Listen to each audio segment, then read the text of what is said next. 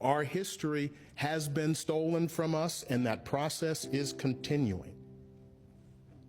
That's what America is about. A land of dreams and opportunity. There were other immigrants who came here in the bottom of slave ships, worked even longer, even harder for less. But they too had a dream that one day their sons, daughters, grandsons, granddaughters, great-grandsons, great-granddaughters might pursue prosperity and happiness in this land. This is an official of the United States government. Slaves weren't immigrants. Slaves didn't come to America with dreams of prosperity. They came with nightmares in the bottom of ships because they couldn't even understand the language that the people who had kidnapped them were using. They understood the sting of the whip. That language was universal.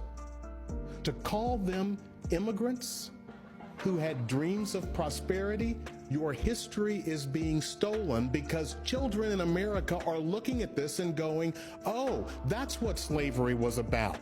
When Bill O'Reilly gets on Fox News and says, okay, the slaves built the White House, but they had really good accommodations and decent food.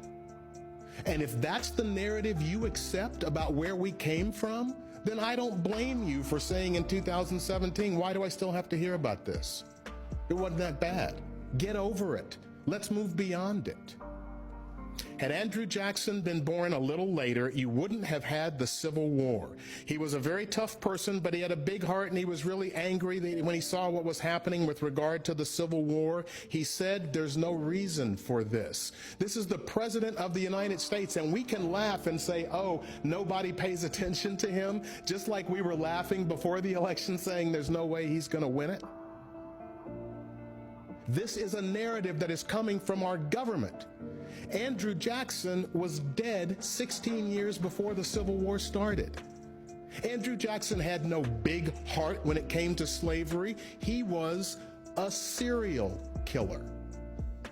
Andrew Jackson was one of the most brutal slave owners in the history of America. And go to this book. It's amazing what's out there when you start looking. American Slavery as It Is, written in 1839. And all these two people did was to go around the country getting newspaper articles about slavery, and they put them all in a book. That's why they called it American Slavery as It Is. Here's the ad entered by Andrew Jackson when he wanted to find his runaway slave. It says at the top, stop the runaway, a $50 reward. That's not what I'd like you to look at. It's here at the bottom, as he's giving an extra added benefit.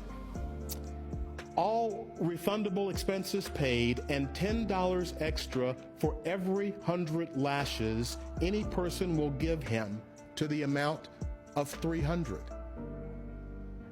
We're talking about lashes with a whip for running away, because this was property. This was chattel. That is Andrew Jackson, not somebody else. That's who Andrew Jackson was.